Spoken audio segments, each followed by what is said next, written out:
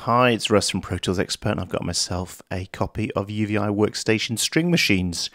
You'll need version 2.05 of the free player from UVI before you can use this. It won't work in any earlier players. And then what you have here is samples that you can then tweak of good old vintage string machines from the 70s and 80s. You've heard them on things like Tangerine Dream, lots of that kind of sort of rock, prog rock stuff of the 70s and 80s and all sorts of stuff. Jean-Michel Jarre, the list is endless really. So this is really for some really good vintage string stuff, and there's a vintage sound to start with. But let's go into something that's so something like the VP330 is very nice. Give you this straight.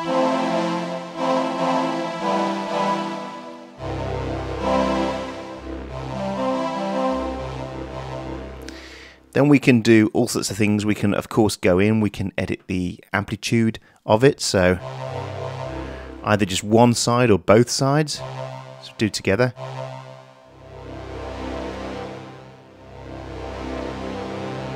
Then we have a filter here. So you've got normal cutoff and Q, you've got low pass, band pass,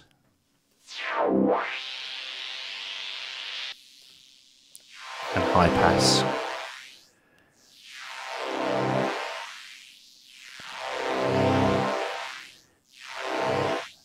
Obviously you can do different things to that. You can put a filter envelope on it, and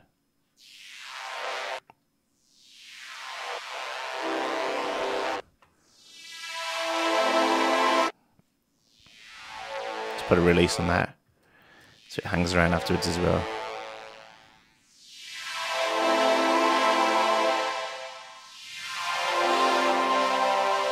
We'll take it the other way, low pass, and have it nice and warm and sweeping in.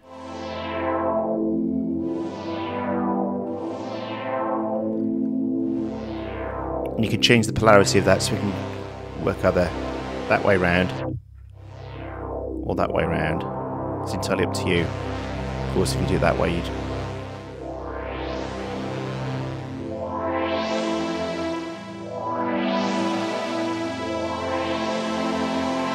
you can also choose whether to have velocity or not applied to these things as well, which obviously was really not around in those early synths. It was really just play it and you had one velocity and that was it.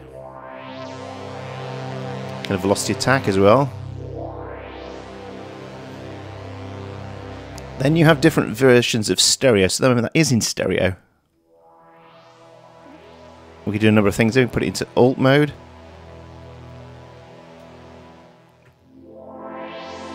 And what that then does is, if you're in a mono sound, if we come back to the default mono for a second,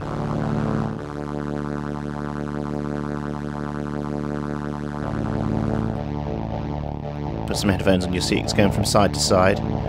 So we can either working in alt mode, put on some arps, or you can go into unison mode. Choose the size of the spread and then detune.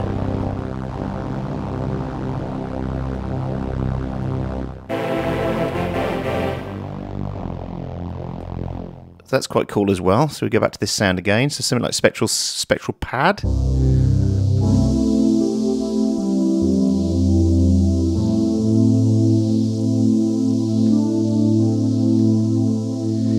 And to give us some further variation, we can assign the mod wheel to do vibrato, trem, or filter, or all at the same time. So for example, this filter.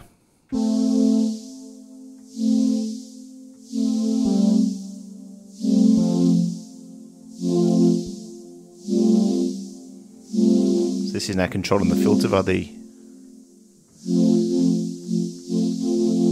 mod wheel, or as I say, trem instead. Turn that rate up a bit, turn the filter back off. Then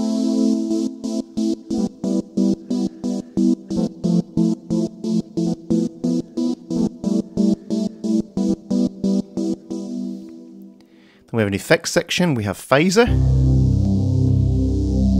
Nice and analog. Delay.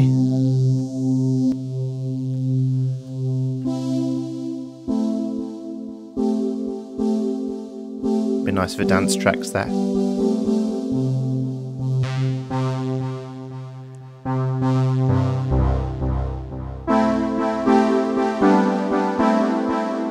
Of course, a reverb as well.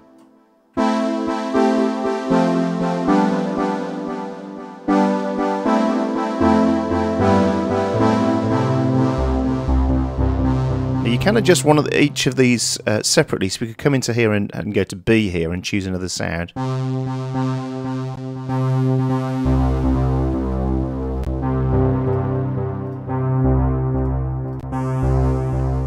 And just go through them.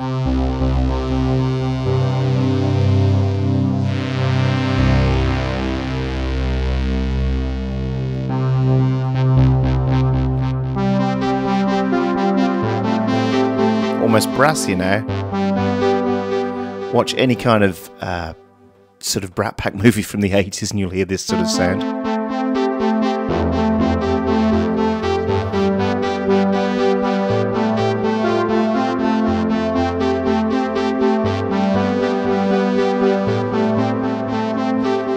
Now, to add another layer of tweakability then, there's this really cool step sequencer, and that's really nice.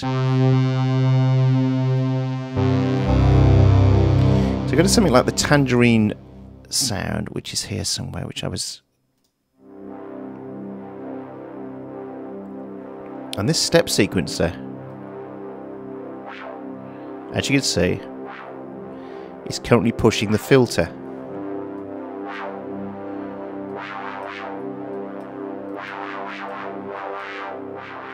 Now there's two, so you could have one doing one and one doing the other.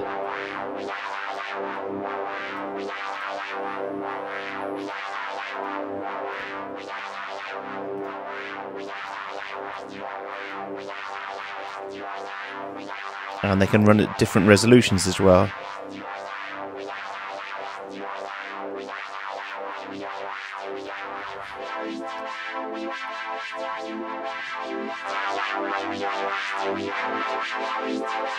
And again, very tweakable. Change the riser there, smooth it out, and get some really nice movement in the sound. Hear the rise there?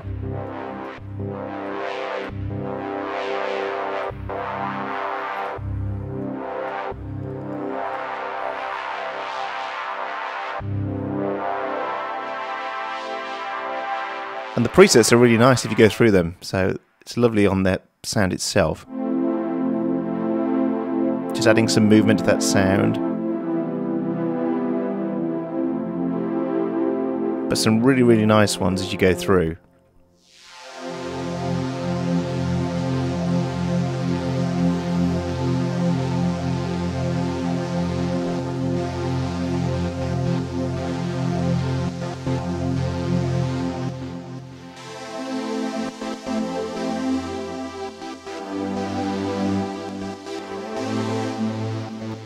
So it's just a case of you just going through them, just going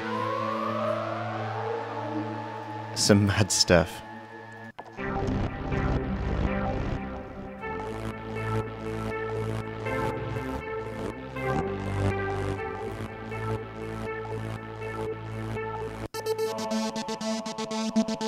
Nice for a dance track. Now remember, this isn't an arpeggiator. It's just gating across the filters of the volume.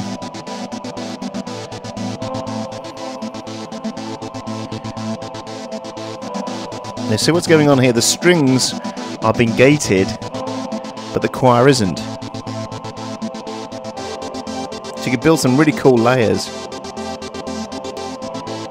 We can take those strings, that choir down an octave.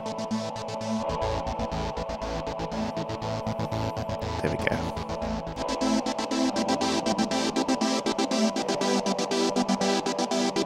Run up an octave there. That's nice.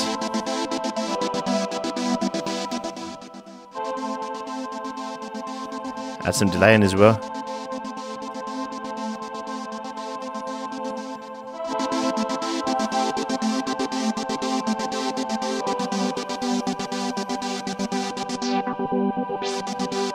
then I've got the mod wheel controlling as well.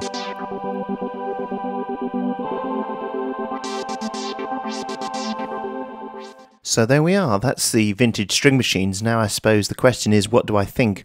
Well, when I recently reviewed the Electro Suite, I did say that it sneaked away from an Editor's Choice Award because it came in at $200. And I just thought that was a bit steep. And recently I reviewed the Wurlitzer from Arturia, and that came in at about $100. And I think that's about what people are willing to pay for something like this. Now, here's the good news. I did email UVI about this kind of issue and said, listen, I really think that you make great products, but I just think they're probably too dear for a lot of people to reach to. Well, this one is coming in at $99. So it looks like they've been listening. They've not skimped. It still looks great. It still sounds great. They've still used the top-end converters, top-end studios to make these sounds. So $99, I think it's a great product and well worth looking at. And if they keep bringing out products like this, they're going to be up for an Editor's Choice Award anytime soon. Thanks for watching, and I'll see you again soon.